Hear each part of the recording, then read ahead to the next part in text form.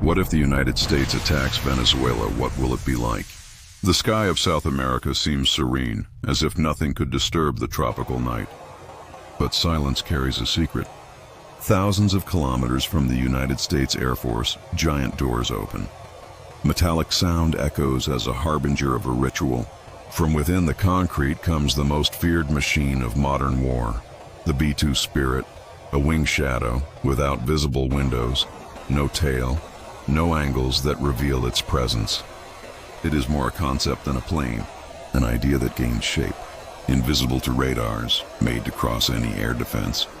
He embodies the terror of an enemy that cannot be seen, and therefore cannot be prevented.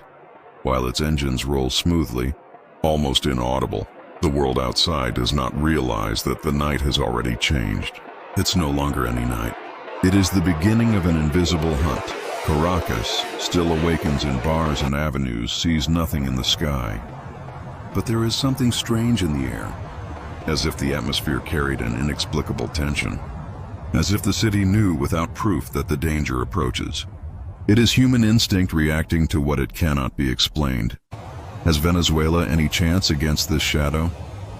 B-2 Spirit is not just a military aircraft. It is the half-century apex of invisible war research. Each millimeter of its fuselage is designed to absorb radar waves, dissipate heat, and confuse detection systems. It carries up to 18 tons of weapons, ranging from conventional pumps to nuclear warheads. Its function is not just to destroy, it is to humiliate any defense. A conventional radar sees fighters, drones, helicopters, but against B-2 he sees only silence. It's like hunting a ghost with blindfolded eyes. Is there any weapons that can stop it? Venezuela has T-72 Russian tanks, Su-30 Sukhoi fighters, and S-300 anti-aircraft systems. On paper they look powerful. In practice they suffer from precarious maintenance, lack of parts, and irregular training. Many tanks do not care. Many fighters do not take off. Many radars are blind. Even if the defenses worked, B-2 flies at altitudes and routes that make it almost impossible. Anti-aircraft batteries can fire, but it would be like shooting the darkness waiting for a shadow. The attack would not only be military. B-2 does not attack soldiers. It attacks structures, refineries, energy generators, ports, communication centers, strategic bridges. In a matter of hours, you can dive an entire country into chaos. No energy, no fuel, no transport. Not only destroys, he paralyzes, and the psychological is even more devastating. Do not fight what is not seen. The enemy is everywhere and nowhere. Fear spreads faster than explosions. The confidence of the people breaks even before military surrender. Caracas would the courage to face such a machine. Midnight. On the Venezuelan darkness, the B-2 arises without noticing. Not a sound, not a light, just an invisible cut in the night. Its doors open in silence, revealing GBU-57 bombs, gigantic, made to destroy underground bunkers and fortified bases. They fall like steel hammers. Refineries explode in fireballs. Housing clues crack like broken glass. Tanks become twisted carcasses. The first waves of shock make windows tremble in whole neighborhoods. The population wakes up in panic. There are no sirens. There is no alert. Only fire. The radars remain dumb. The batteries do not react. The enemy is invisible, untouchable. Venezuela finds in minutes that there is no defense plan against what it faces. The world would watch in shock. The images would run the internet in seconds.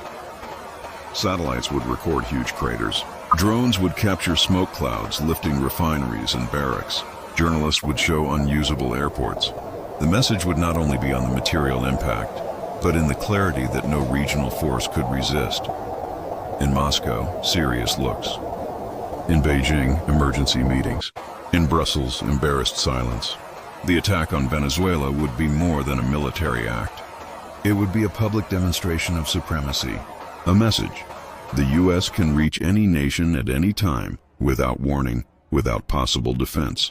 And how would the allies of Venezuela react? Russia could condemn the attack, perhaps send ships to the Caribbean as a symbolic gesture. China could require UN meetings, speak of violations of sovereignty. But none of these countries would send troops to fight for Caracas. The risk would be too immense. The message would already be given.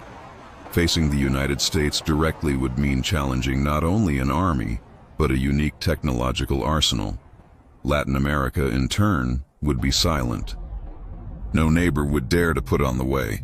Brazil, Colombia, Chile all would understand that the shadow of the B-2 on Caracas could, in theory, also fall upon them.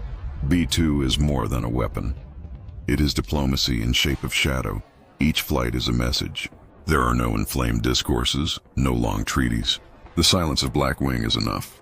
He is the reminder that the United States does not need prolonged wars to impose its will. A few flights are enough. While the wreckage still smoke in Caracas, a sentence echoes in radio, newspapers, and official speeches. America does not retreat. America does not bend. America wins, and it is not advertising. It is finding the global impact. The attack on Venezuela would not only be seen as a military operation, would be interpreted as a strategic warning to the planet.